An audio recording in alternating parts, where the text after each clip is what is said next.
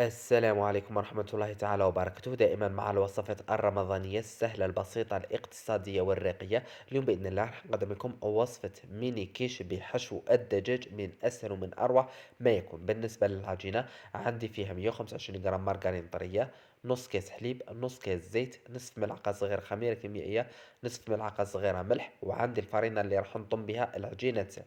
لهنا بداية نخدم 125 جرام مارغرين طرية مع نص كيس زيت. بعد ما نخدمهم مليح بالباتر راح نضيف عليهم نص كيس حليب، ونضيف عليهم نصف ملعقة صغيرة نتاع خميرة كيميائية مع نصف ملعقة صغيرة نتاع ملح، ونخلطهم كامل مليح حتى نتحصل على قوام كريم. بعد ذلك نضيف عليهم الفرينة ونظل نطم فيها حتى نتحصل على عجينة تكون طرية.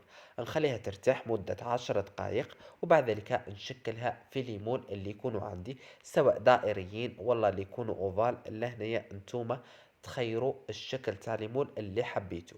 لهنا كما شفتوا معايا عجينة بدون بيض تجي من اروع ما يكون.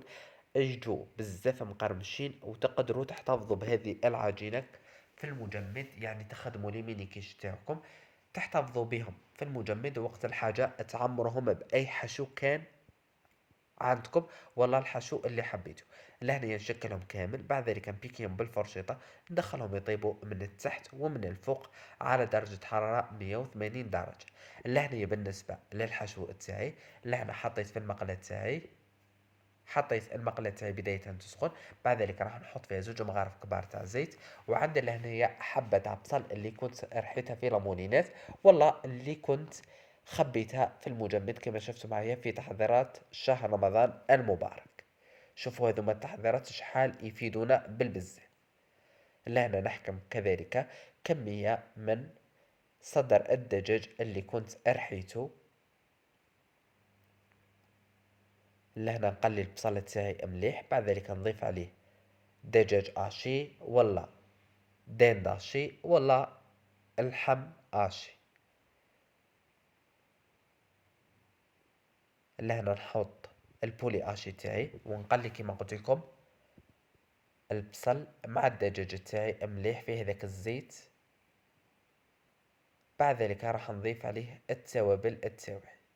بالنسبة للتوابل عندي ملح، وعندي توابل الدجاج. لهنا نزيد نضيف عليه ملعقة أكل نتاع جبن. لهنا إما ديروا جبن طري ولا جبن مبشور، معناها على حسب الرغبة تاعكم. عندي ملعقة أكل نتاع فرينة. لهنا راح نخدم كامل المكونات تاعي في المقلة بلا ما نخدم البيشاميل وحدها والدجاج نحمصه وحده. اذا في هذه المرحلة كما قلت لكم راح نضيف التوابل تاعي اللي هما نصف ملعقة صغيرة نتاع توابل الدجاج مع نصف ملعقة صغيرة نتاع ملح. نخلط كامل المكونات تاعي مليح، نحمص هذيك الفرينة كامل مليح مع بقية المكونات.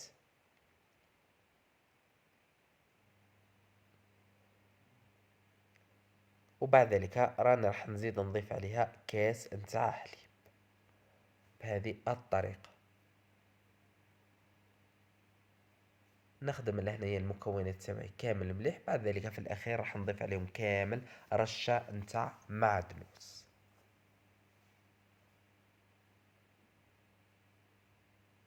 لي ميني كيش تاوعي يكونوا بردوا لي نحطهم في صينية. بعد ذلك راح نحط عليهم ملعقة من هذا الحشو، والحشو كما قلت لكم اختياري، انا درت هذا الحشو وانتم ديروا الحشو اللي يجي على خاطركم. هذوما المملحات تقدروا من الحين للاخر تبدلوا بهم في بلاصة البوراك ولا المعقودة ولا ميني بيتزا. كل مرة تقدروا تبدلوا في هذوما المملحات. كما يقول لك شهر رمضان راهو 30 يوم، كل مرة حاولوا انكم تغيروا منين ذاك ديروا بوراك، منين ذاك بريك، ميني بيتزا كما قلت لكم معقودة. هذوما المملحات لي كورني السيجار. اللي هنا نعمر كامل الحشو تاعي بنفس الطريقة. بعد ذلك راح نضيف في الاخير كمية من الجبن المبشور، نزينها بحبة نتاع زيتون، وندخلها للفرن اللي يكون مسخن على 180 درجة. رانا راح ندخل لي ميني كيش تاوعي فقط يذوب لي هذاك الجبن،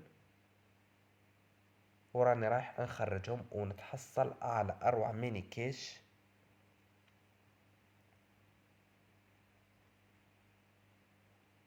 والتزيين اكيد يبقى اختياري. انا لهنا زينتهم بحبة زيتون اسود وبريقات تاع نعناع، ولا وريقات تاع معدنوس عفوا. وانتم التزيين يبقى اختياري. اللي هنا كما قلت لكم ندخلهم فقط ياخذوا لي اللون الاحمراري من الفوق، ونخرجهم ويكونوا جاهزين معنا اروع ميني كيش. نتمنى ان وصلت لنا اليوم تكون نالت اعجابكم. مسكوا الختام. تحية الاسلام.